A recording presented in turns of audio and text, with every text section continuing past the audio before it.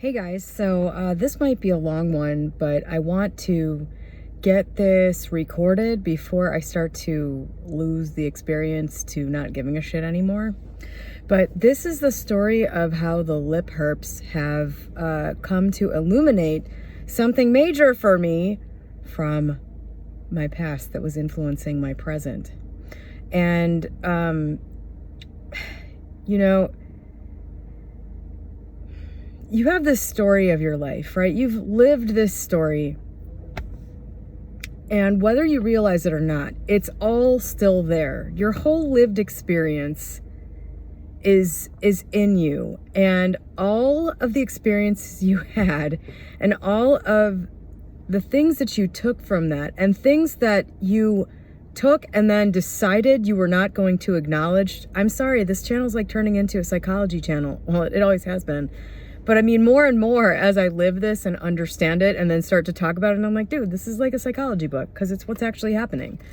You have this story and it's not gone. It's not put away until you look at it again and see those things. They're running you without you even realizing it in the form of some subtle feeling that influences your choices. I've been talking recently with my little mastermind group with a couple of my friends, and my friend Cecilia, who is often on Tim Grimes's, or often, I guess she's been on there a couple times, hopefully more. She was saying how, you know, she's had this sort of understanding in like a knowing way about how there is no free will and about how basically everything is coming from your state. Like, it's interesting how this group of people, we're all sort of coming at the same understanding from different angles. And so she's saying, you know, recently, everything's coming from your state. And I've been noticing lately, basically that in another word, which is, in another way of putting it, which is that there is basically no free will. I mean, and you absolutely experience life as though there is. And it isn't until you really, I guess, take some of these ideas and just live your life for a period of time from that vantage point. It's like confirmation bias. You'll see all the things that support it. And confirmation bias is usually used to illustrate why a certain way of doing something is incomplete or bad. But when you're coming at something like manifestation, or you're coming at something like, I need to understand something, or I need to, you know, when you're trying to manifest something, really all you want to do is focus on the positive outcome of that manifestation, which is a very similar thing. You want to find all of the things that are going to support that. You want to perceive the things that are going to take you to that thing. And you just, as a human, don't have the ability to perceive everything that's happening at the same time. You can only see certain things. I don't know how much, and I don't know why that is. I'm not, you know, a neuroscientist or whatever you'd have to be to understand that better. I just know it from experience that something can be sitting right in front of you for a really long period of time and you don't see it until you are tuned to notice it, whatever that tuning means for you, whether it's imagining or whatever it is. That's the topic of this channel in many ways. So, this last couple weeks has been pretty crazy. So my channel hit 10,000 subscribers. I made some videos over the last month where I was working through what came up about it, because the way I get something is by being absolutely clear that I want it. So if I start to have a little bit of a desire for something, which when my channel hit 10,000 subscribers, I got a little excited and I was like, ooh, is it the period of my life where I now focus on this? Because sort of for probably a couple decades, I've always sort of seen the end game for myself as being retired early, living kind of modestly. I'm not interested in having a crazy flashy lifestyle, but I want to be totally financially secure, have a really nice place to live that's really comfortable, that's exactly how I want it, and then basically to spend my time studying and doing yoga specifically also. That was another thing. I was like, I have this vision of myself, and I think in my mind, I'm getting pretty close to the age I was in my mind when this was sort of born. But basically the end game for me was always to do something in this area, to do something with, you know, the study of metaphysics or just, I don't know. I didn't know exactly what it was. I didn't know if it would be studying other languages even, or like studying history or something, like just something I'm interested in. Basically spend my life in sort of like an educational pursuit of some kind, an intellectual pursuit. That has kind of been sacrificed in the pursuit of wealth, independent wealth, till now. So, and now I am pretty much there with that. So I've always seen it as being sort of, this is the end game. So when my channel hit 10,000 subscribers and I doubled my business about 6 months ago, and the income that I have now is large and it doesn't need to be sustained for more than a couple of years at its exact level in order for me to really get to the point where I can't justify working all the time anymore, because life's too short, you know? So I started getting excited about this. I was like, is it time? Ooh, is it time for me to like move into that phase? I got kind of excited and, you know, I wasn't quite sure what to do with it. I instantly set a goal because that's just how I am. And I was like, oh, 10,000 subscribers. All right, I'll manifest 100,000 subscribers. There were a lot of issues. That was not the right goal for me at all. That brought up a lot of shit.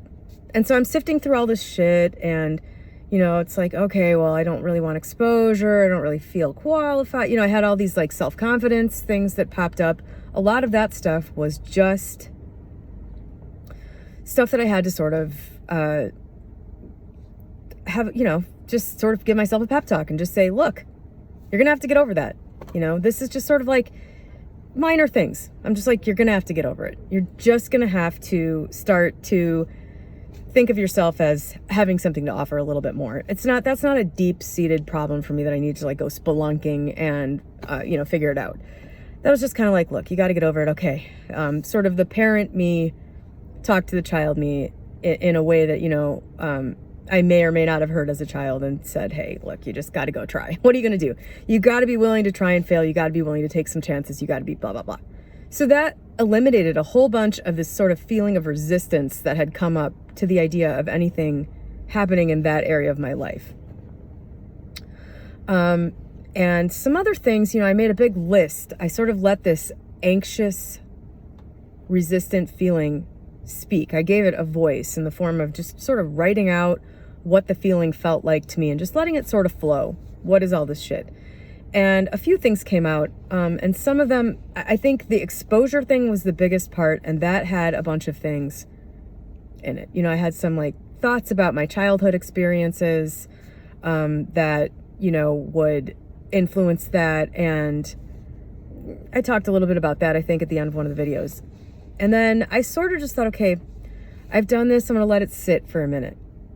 So what immediately happened was having just sort of like given myself a little pep talk that instantly removed some block that was standing in the way of what I should have done probably 3 years ago, which was to make this audio series on the science of getting rich, which is like my Bible. It's not going to work for everybody. I mean, it will work for everybody, but it's not going to work for everybody. Like, it's not everybody is going to love this. It's not going to be everybody's cup of tea. It's the same basic principles as everything else, but the language in it and just the straightforwardness, the practicality, the completeness of how to be really appealed to me as a 24-year-old. And I have had, you know, I've created an amazing life from it. So I should have made that a long time ago. But, so, you know, there was some, I didn't even perceive it. There was some sort of confidence issue standing in the way. Like, I can talk on this channel about my experience, but I can't take like a work that I consider to be really instrumental in my own development and then talk about it. I don't know why. Immediately, I was like, I need to do that. Within less than a week, I got that urge. And within 15 minutes of having the urge and like it clicking into place, I should do this, I was doing it. And within 3 days, it was done and posted. So that was the first thing that came out of just ridding myself of some of those feelings, which if I didn't take out my notebook and write it all down, it probably would have just persisted as this sort of nauseous feeling every time I thought about anything happening in this area of my life. which is, that's what was happening. It was just like, it was a feeling kind of like anxiety. So, you know, once that was removed, this thing happens, the block is gone. Okay. So now this is overlapping with the point of this video. This is very weird. So I think that as you experience your life more and more, and you are able to gather more and more experiences that reveal to you your role in creating what's going on in your life, and your role in, and you begin to see all of the different ways that you can experience the exact same person or event. I think what starts to become unavoidably clear is that your mind is what's creating everything for you. It's not random outer chance. And one thing that I've come to understand intellectually up until like 2 weeks ago, this was something that I said, okay, I accept this is true, but I don't really get it, which is that all physical problems are created from the mind. You know, I've been working this out because I've had some physical problems over the last couple of years. I've been working this out for myself. Just like, okay, that makes sense. Based on my experience, that makes sense. And it also makes sense to me that, you know, you do so many things without realizing you're doing them, or without realizing why you're doing them. So I know that's true. So it would make sense to me that you could easily be doing everything to yourself that happens to you. Like any sort of accident, for sure, physical injury, you know, stuff like cancer. I'm like, well, okay, I get that too, kinda. Like, I get it. I don't know what causes cancer, but I can believe that you understand on some level, somewhere, you know, how that is caused. And you would take the exact right actions to do it to yourself. That I could understand and accept, but I did not have an experiential understanding of this until the last couple of weeks. And this is also a demonstration how when you have an intention for something, everything is used for the intention simultaneously, perfectly woven in with all these other things that are happening, with all your other intentions, the way these things are coordinated, put together, and then also play in with other people and the same thing going on with them. What's happening here is completely fucking mind-blowing, to the point I don't even really want to think about it, because it is mind-blowing, and I don't particularly want to be in the state of having my mind blown all the time. So I kind of accepted this, and it's been rattling around in my brain for the last like 6 months, this physical thing, because I've had a really annoying back problem for the last couple of years, and it's gone away a couple of times, and I thought it was because of one thing. You know, last year it went away for like a month, and I was like, oh my God, yay, I solved it. You know, I thought I figured out what it was, and it was something that I was doing. So I was like, okay, this fits in, this makes sense. But it came back. Actually, it was gone for a while, and then I fell down Matt's mom's attic stairs and hit my tailbone on like 3 steps, which was the most painful freaking recovery from that. And in the recovery from that, my back started hurting again. And so I'm like, okay, I've been sitting weird, so I know it's how I'm sitting that's causing this problem. I tried every chair. I tried a kneeling chair where you have to hold yourself up, you know. I tried everything, and it was only happening from sitting at work. It was not happening from sitting in the car. Like driving around in my car was a relief. You know, sitting on my couch at home, sitting up, which I don't do very much, but when I did, it didn't, you know, it wasn't. So I was just like, man, this is like coming from work. I don't know what the hell this is. I can't seem to make it stop. Standing up at work would help. Like for a while, I just didn't sit at all at work, and that helped. But then it was like making my legs. It was just like, it was a clusterfuck. Then I was on my feet all day, and my legs, I got a freaking varicose vein in the back of my leg from that. And so I was just, whatever, kind of at a loss. I was like, maybe this is just something I'm going to have to live with. You know, it always comes back to that. I'm always just like, well, maybe I'll just have to live with this. Like 2 weeks ago, and this was a result of, I really hope you've watched my channel up to this point, because otherwise you're not going to know what the hell I'm talking about. I'm probably not going to link to the right stuff. But I had this intention 3 years ago that I wanted to get over myself physically. I don't want to have to feel like, I don't want to feel like I have to look a certain way in order to be okay. Like, I don't want my, like, waking up in a good mood and having a good day be dependent on whether or not I feel I'm physically acceptable. I want to be over this whole bullshit, human level, like women have to look a certain, I just want to be done with it. I'm done. I'm tired. I don't want to have to worry about this anymore. I want this, the obsession with my weight or the fear about my weight to be gone. You know, I'm good enough the way I am. I'm not even overweight. Like, this is retarded, you know. I wanted to be done with that. So that also now has come full circle as of like the middle of April. It's just a lot's gone into that, and I don't want to get into that here, but that resolved itself. And since then, my brain has been rewriting itself with everything having to do with that issue. My weight, my appearance, and aging has also become a thing now because I'm almost 44. So that's been another thing that's become a concern, another thing to feel bad about, another thing to fuel this thing. My brain has been completely rewriting itself. And what I mean by that is a situation will present itself. Like, say I walk up to my car and I can see my reflection and I can see this line like totally clearly. I can see the circles under my eyes totally clearly. And then the turkey neck, which is the bane of my existence, or was. I really don't give a shit now, but this was like, I used to walk up to my car, see this reflection, and just be like, oh my fucking God. I really hope I don't look like this all the time. I hope this is just my car. Like, that will happen now. I walk up to my car and I see that, and it just is a totally, like, there will be a space there where the old reaction is supposed to happen, and it doesn't. And then there's this moment of empty confusion where I have to go, oh, that's right, I don't feel this way anymore. And it's like my physical self is like confused. It's got to figure something else out. And so for a period in there, that was happening specifically with my car. That's the best one. That's the most horrifying one. You know, that was the one that like really gave me some pain before. And so it sort of just went from just sort of like a I don't care, or like this just sort of weird moment. The other day I walked up and I saw my face, and I actually felt a feeling sort of like affection for that image, which looks exactly the same. Nothing has changed.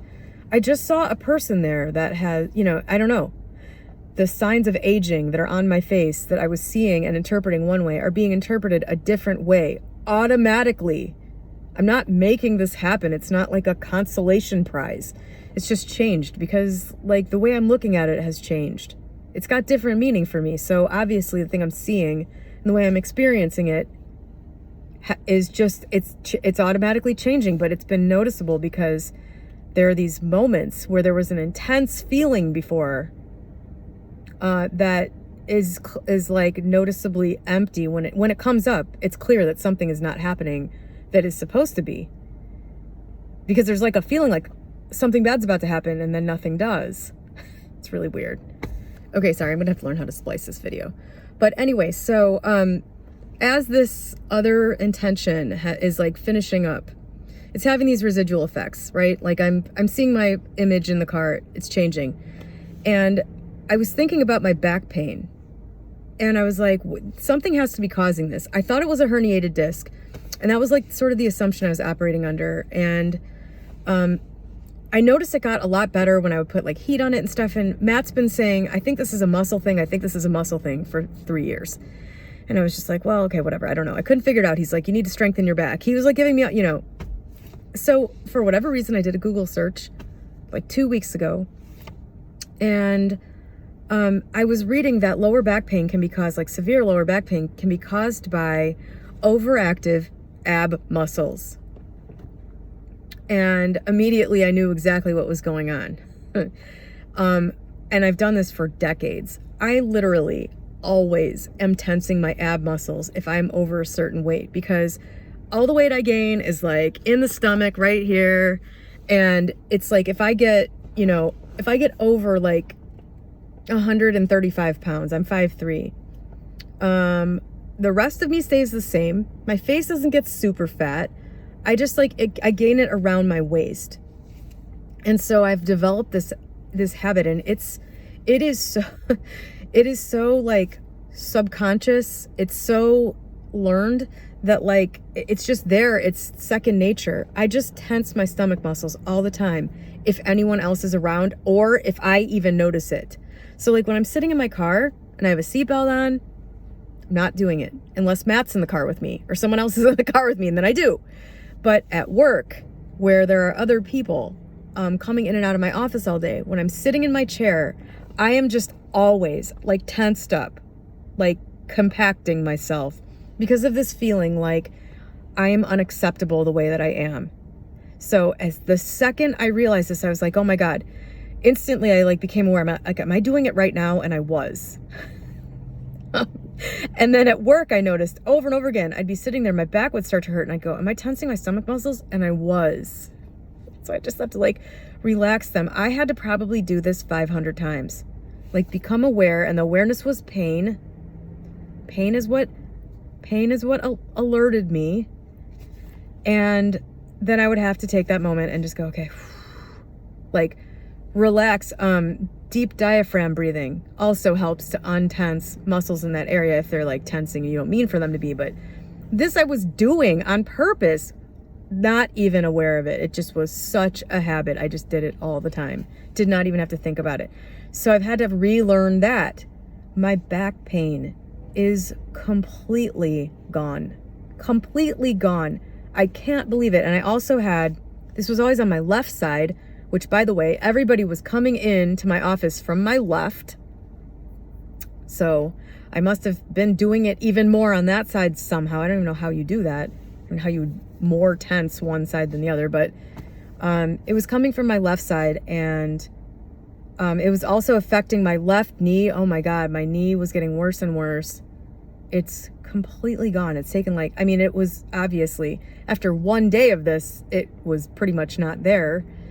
And then now it's been 2 weeks and it's just gone. It's freaking crazy. I can't believe it. So after that, I was like, and this is to current day. I figured this out like 2 weeks ago. And so that also sort of put me in the right frame of mind to understand what this was. And I almost missed it. So, how do I truncate this story? Basically, here's what happened. My ex went out of town to visit a family member who he has had a big falling out with. He went there to accompany another family member, kind of did it out of the kindness of his heart. Definitely wouldn't have gone without other reasons to go, because, he just, I also experienced this falling out because it kind of happened to both of us. But since it was his family member, obviously it was way worse for him. It was sort of like a death of this person to him. And when he came back from visiting her, it was the same day I had just finished the Science of Getting Rich stuff. So so I was kind of in probably a weirdly receptive mental state myself anyway. And he called me while I was walking around the track at the gym, which is also a very meditative space for me. He called me, and for about an hour just told me all the details of this experience that he had just had. And he was very upset. He had kind of allowed himself he kind of put himself back into a position where he was going to be subjected to something he didn't want to be subjected to. And he was like really pissed at himself, and just, he was, in a certain state. And through talking to him, I also kind of started to relive this experience that had happened, and started having some sort of negative feelings towards these people. And so that, that alone was kind of like the birth of this. But the day before, I had done something else that, again, this is sort of just like a demonstration, another part of it, that you don't know why you're doing things. And you know, things seem random. They're not at all random. They happen exactly at the right time. And you are doing this from some level. And it's not the human consciousness level. The human can look back and piece things together. Hindsight is 20/20. But when it's happening, you don't know. And if you think you know, then that's not it. That's the thing about it. An essential part of this is that you don't understand it till after the fact. That's why being in the right frame of mind and having your mental garden weeded is so important. If it's not, you will do things without understanding why you're doing them. And if you miss why you're doing it, so if you do something without knowing why you're doing it, in order to bring about something that gives you an opportunity to pull out that weed, this is what's happening just like over and over again. If you miss it, you're just going to do it again and again and again and again until you get it. So the day before my ex came back from his trip and was telling me all this stuff, for some reason, I was on Amazon. This is right in the middle of me recording The Science of Getting Rich. So I was busy doing other stuff. I still don't know, I don't know why this happened. I mean, I know why eventually it happened, but I don't know why I did this. I don't remember what the thought process was. But I was on Amazon for something, and I decided to order my stepfather's ex-wife's memoir, which she published 7 years ago. So I've known about this thing I didn't know about it when it was published, I don't think, but I've probably known about this for at least 3 or 4 years. And I know that the memoir is about it's essentially about the time when my stepfather left her for my mom. So it's about that like 2-3 year period. So I don't know why, when I first heard about it, I knew it was about that. And there's just nothing at all attractive to me about reading it. I saw it. I don't know. I don't think I definitely didn't bookmark it or anything like to buy this later. But for whatever reason, that Sunday, which was this is like a week ago now, a week and a half ago, I decided I was going to buy this memoir on a whim. I don't know why. I didn't know why. And a few hours after I bought it, I went to my stepfather's 75th birthday party where several of his children were. And he has a bunch of kids, and one of them is about 50, 52, something like that. He's 9 years older than me, whatever that is, 53.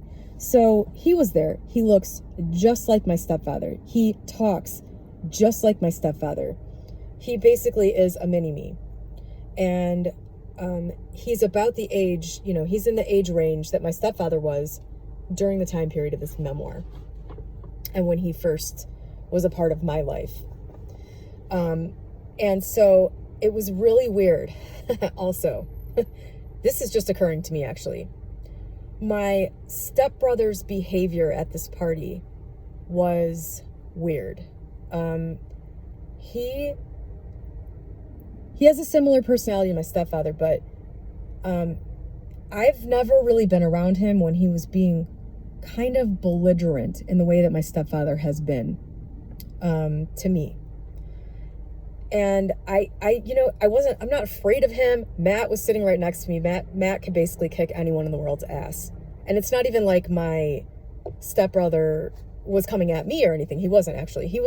My stepbrother was raging out at the state of the United States right now and talking about how he wants to move away from the Chicago area to Montana. He was just the wokeness is out of control, blah, blah. He was going off, which I think a lot of sane people have those feelings, and a lot of us want to go off about it, but I've never seen him be so I don't know. It's almost like it was the perfect thing for me. It reminded me a lot of my stepfather's insane behavior from that period of my life, the period of life about which this memoir that I had ordered a few hours prior to that details. The worst period of my life, literally. Ages 13 to 17 were the worst fucking period of my entire life, thanks to that guy. Thanks to my stepfather and my mom. So that was also very weird. He was there, and after he left, my brother and I were texting a little bit later, and he said something like, wow, he is the mini-me. Like that was, and what was up with that? We were just kind of like texting about how kind of weird. It wasn't like really weird, but seemed a little out of character. It seemed a little over the top. It seemed a little unprovoked. I don't know. It was just weird.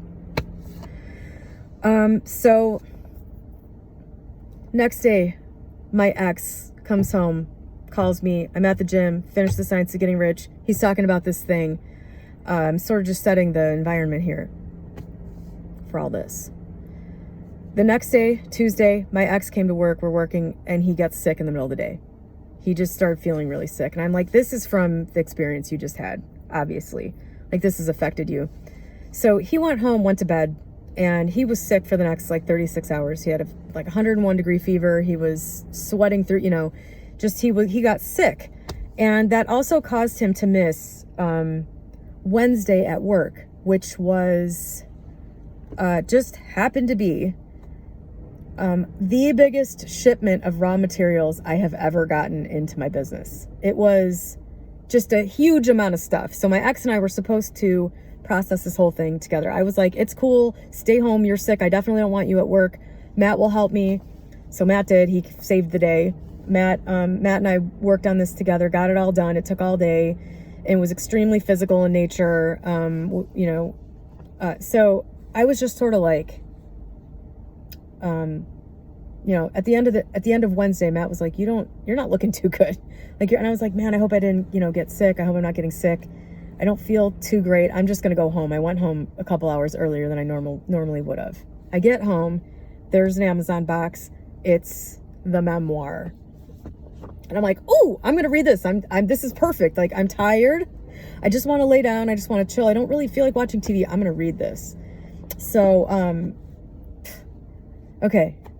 I just thought this was going to be like reading a trash mag, essentially. I already know the whole story of what happened. I lived it. So I know the whole story. Obviously I didn't live it from my stepfather's ex-wife's perspective, but I'm pretty up to date on the details.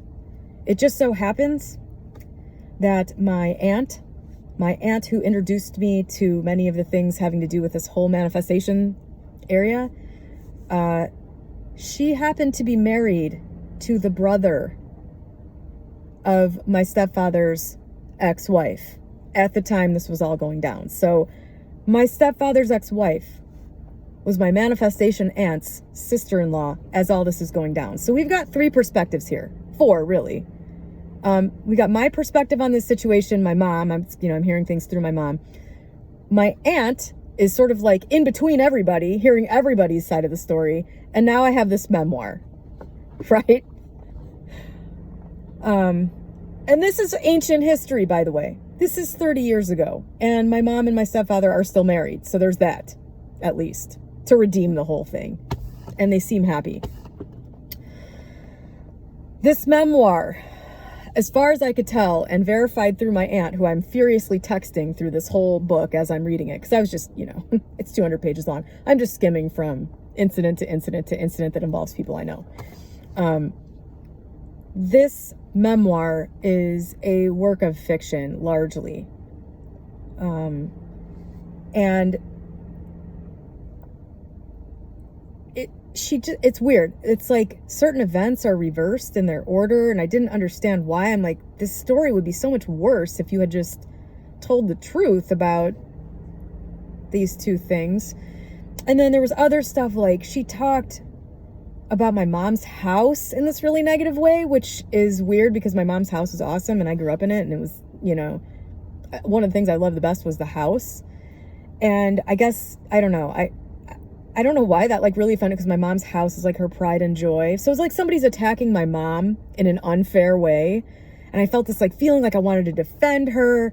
And that was a real mindfucker, because the way this whole story is played out, I get hardcore fucked in all of this, by the way. It doesn't even really matter. I mean, it wasn't even about me, but that's kind of the problem. Things are sort of supposed to be about you when you're 13, You're not supposed to just get lost in the shuffle and essentially treated whatever way anybody feels like treating you, and then blamed for it. And I was, like, I have this whole shit from childhood where that happened to me, and, so I'm feeling like I want to defend her, while at the same time, like, this story is like the one part of my life that, like, legitimately I got fucked over by people who shouldn't have fucked me over. So I'm like wanting to defend essentially the offender. And so that was a really fucking weird thing. And I'm just like, there was a bunch of stuff in there like that, like unfair descriptions of my mom. And I'm just like, okay.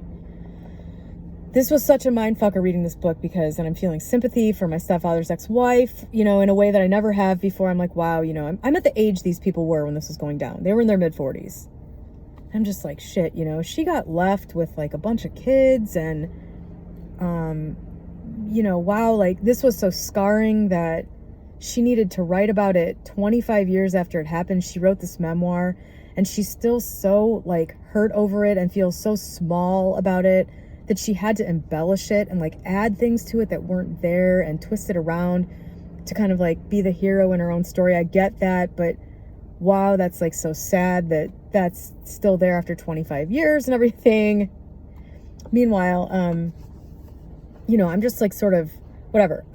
This book was affecting me negatively, and I was in a really like good spot.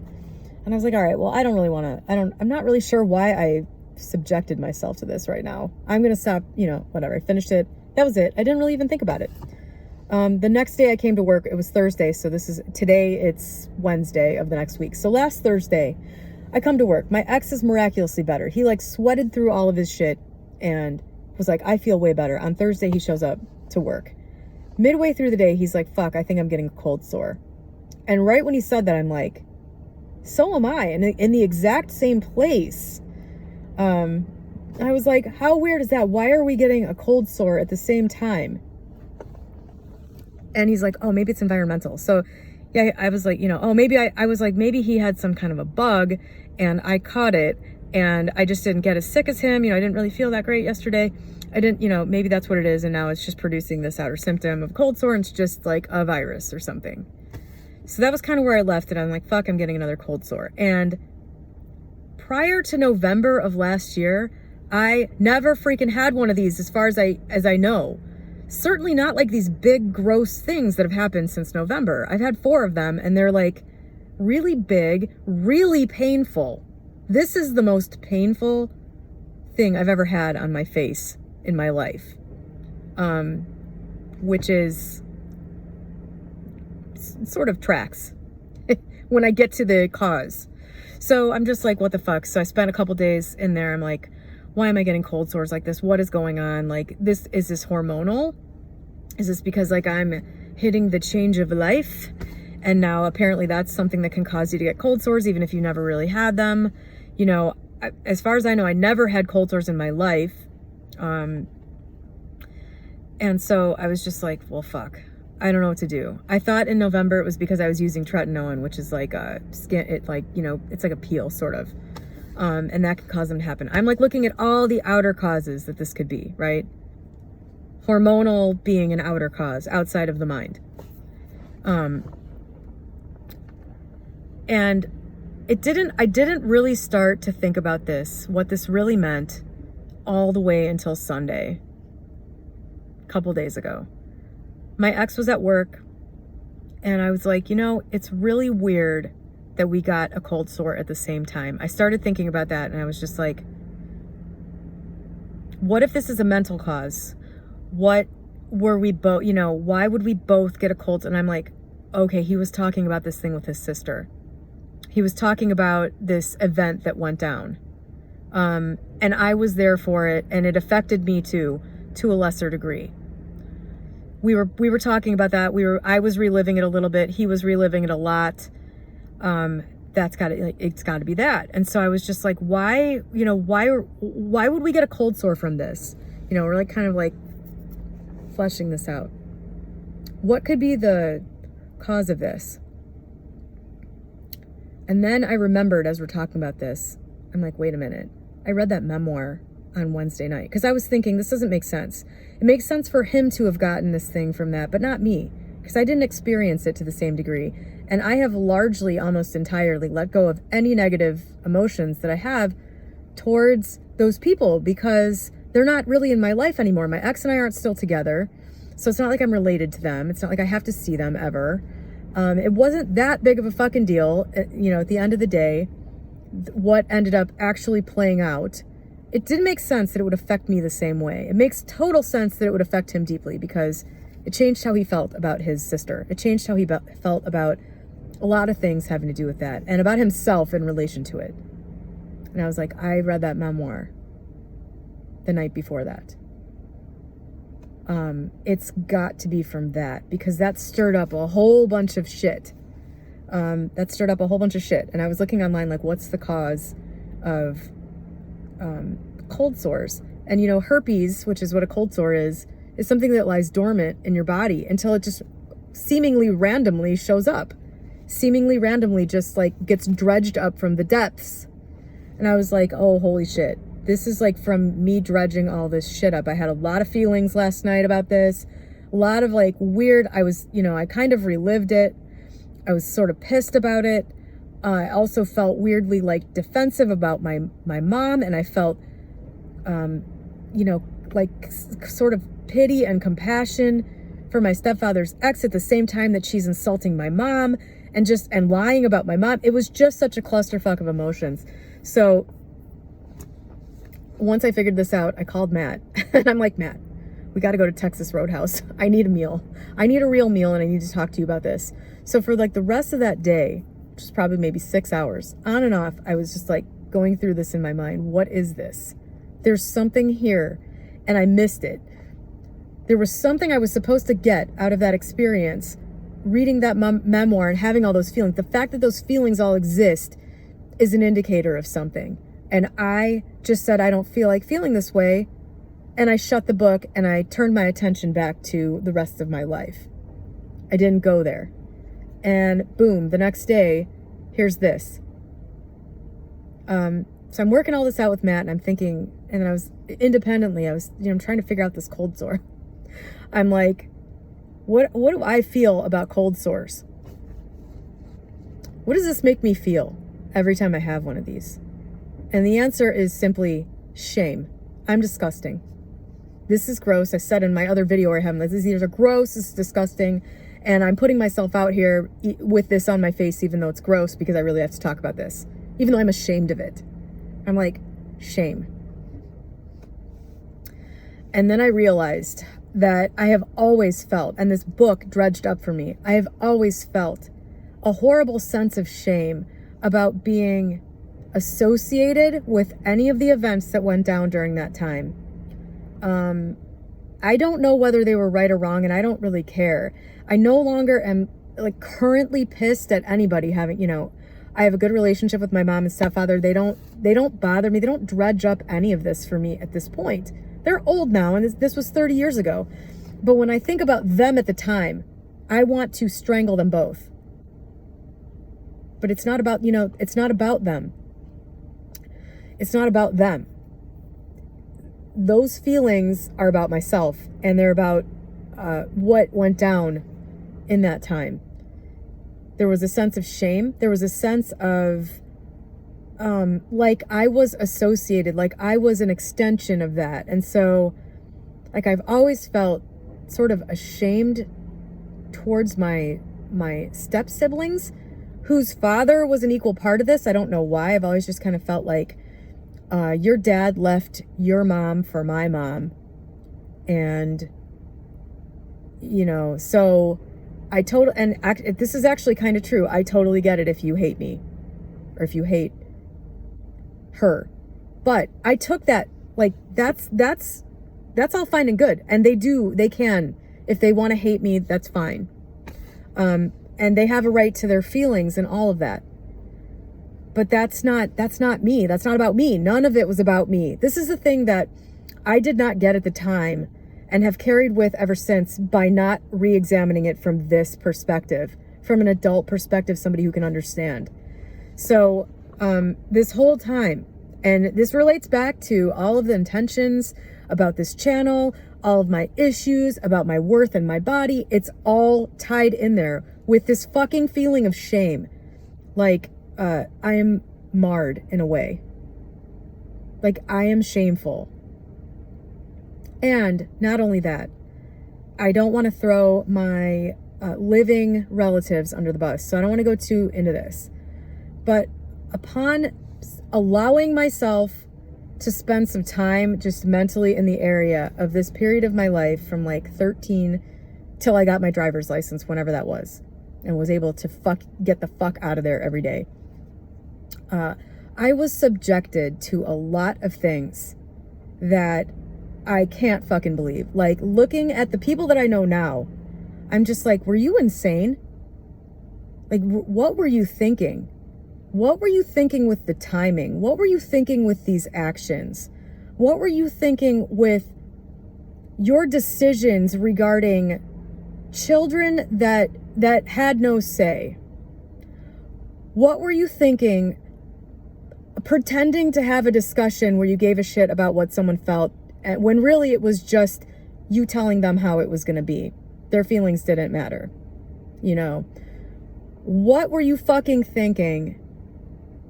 Projecting all of your garbage onto essentially an innocent child.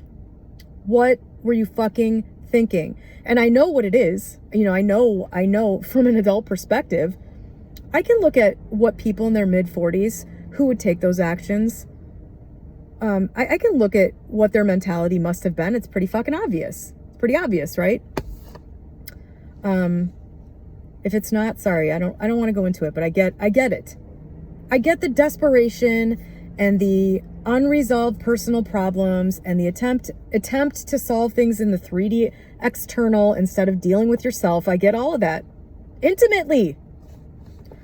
But still, just looking back and realizing, holy shit, not only did I feel shame being associated with that, just being any part of it, you know, but I was also repeatedly made the scapegoat. I was repeatedly made to feel like I was the problem. Everyone else in my life was like, don't believe it. You know, my dad, my aunts, everybody in my family, you know, there was nobody who wasn't on my side in this scenario at that age.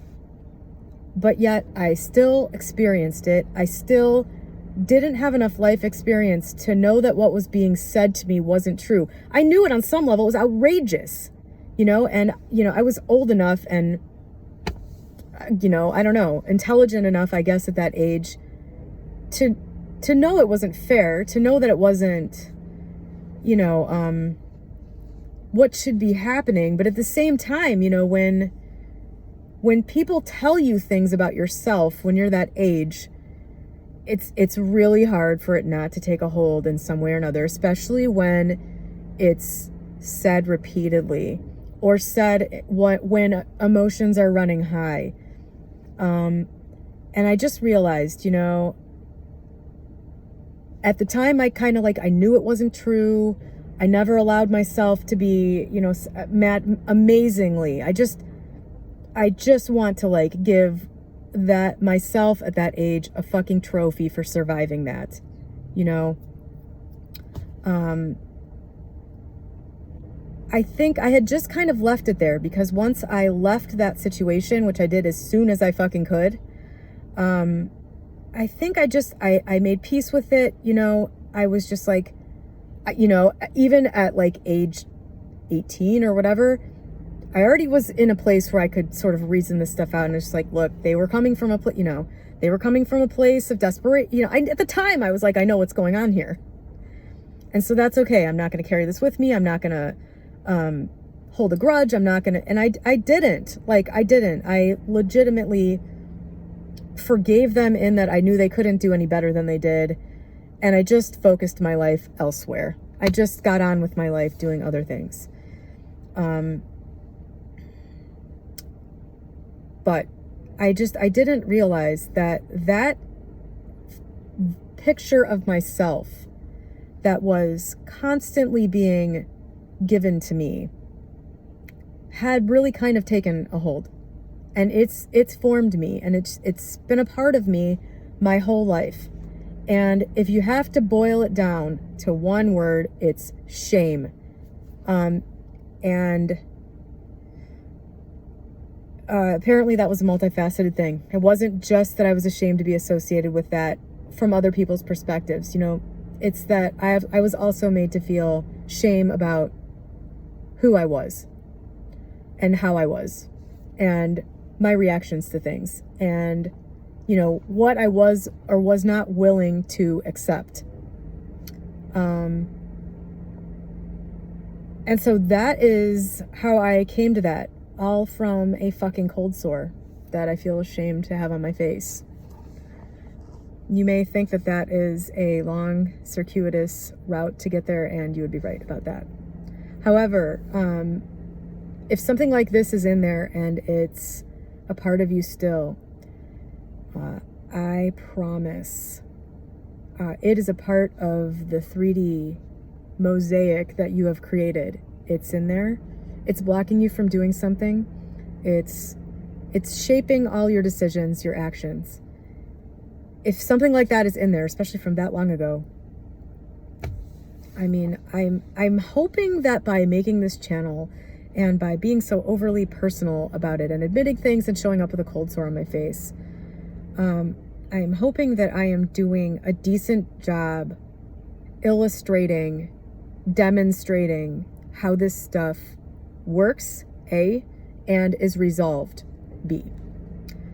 Because that was certainly something that was playing into my feeling about myself in relation to putting myself out there, especially talking about this, which somebody who is a shameful individual who is deeply flawed and all that shit, you know, why would that person feel like they could essentially be a beacon of light for others? So that was something that needed to be recognized by me. And what happened, you know, like, how do you fix that once you recognize it? I think that's the part that gets left out a lot of the time. You know, when you see where something is coming from, that's not enough. That's why I think people don't like therapy. It's because they think therapy is just about talking about old things. If you realize that you took shame from a situation and looking at it from your adult perspective or whatever, a new perspective, you see, I have nothing to be ashamed of. You got to take that and let it sit there for a minute. Feel that. Feel that. I have nothing to be ashamed of. I said that probably 10. I'm like, wow, that's what it is. I've got nothing to be ashamed of. I've got nothing to be ashamed of from that situation. In fact, I performed like a fucking rock star. Was I perfect? No. Who would be? That would not be possible, I don't think. I was true to myself, and that involved sort of a war zone happening for many years. I've got nothing to be ashamed of. I didn't need to act differently. It wasn't my responsibility to sacrifice myself for other people so other people could be maniacs.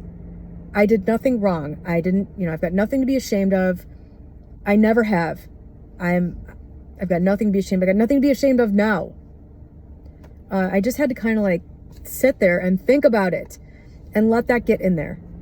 And then I woke up, it's funny, I woke up the next morning, and usually there's like a 20-minute period after I wake up where I just like like roll over and spoon mat for a while and fall back asleep for 15 minutes or something, where I'm just kind of like in and out. And when I woke up the next day, which was Monday this week, my brain was just saying, my mind was just saying, I deserve everything. I deserve everything good. I deserve everything good. It was just there. It was just saying that. It was like the natural equaling out, balancing of this thing that had been fucked up for so long. And that is how that got worked out for me. And, you know, man, I think people underestimate things like subtle feelings of shame. It's like, can you live with it? Can you do good with it? Sure. It sucks though. It ruins things. It mars things. And it prevents things from happening a lot of the time. Could I have lived the rest of my life without having revisited this or realized this? Or like, would it be a big deal if I just kept getting cold sores for the rest of my life every time I felt shame about something? or, you know, resentment or whatever. Yeah. I don't want to, though. Like, this wasn't such a tormenting thing to go through so as not to be worth it to never have to experience this again. I mean, I don't know if I'll get another cold sore again. But this being the most painful cold sore I've ever had in my life certainly matches with the intensity of that situation. So yeah, I mean, no, you don't have to do this. You don't have to do a lot. You can probably pretty easily get yourself to the point where you're able to have a decent life without doing a lot of self-examination. This isn't something that sucks for me. This is something where if I get the slightest clue that there's something in there, that is all I care about. I want to know what this is. I want to know what this is. And you'll know when you hit upon it. You know, I was talking to Matt about this all day on Sunday, and he kept saying, you know, oh, he was like giving me all of his like view on it. And I'm just like, that's not it, dude. That's not it. It's like when Teresa Caputo on Long Island Medium, she's like, so, you know, how do you relate to the red car? And then they're like, oh, you know, blah, blah, blah. And she's like, no, that's not it. That's not it. And then they hit on it, and she's like, bam, there it is. That's what it's like for me when I can figure out what it is that's actually going on that's causing some feeling or physical, you know. It's like I ignored the feeling, and so then the physical manifestation had to happen. And this will heal in a few days, and I could have just totally fucking ignored it. And then at some point in the future, another opportunity would have arisen where this whole process played out again. I do something unconsciously because deep down, what my big intention really is to be free of all this, right? All this garbage. Whatever is garbage, I want it gone. That's my big intention. Another thing, I would have done another thing to try to bring this to the surface, to try to bring this to light so that I could see it, deal with it, change it, and move the fuck on. That is a totally, you know, if you missed it this time, you'll get another chance. You'll do it. It's you doing it. That's what I'm trying to say. So whatever your intention is what is going to manifest things. It's going to manifest your experience. It's going to manifest all the things that you need, whether you see it or not. The timing of whether, you know, you're ready to see it or not, I can't speak to that. But anyway, had to get that out while it was still fresh and raw. And I hope you have a great day.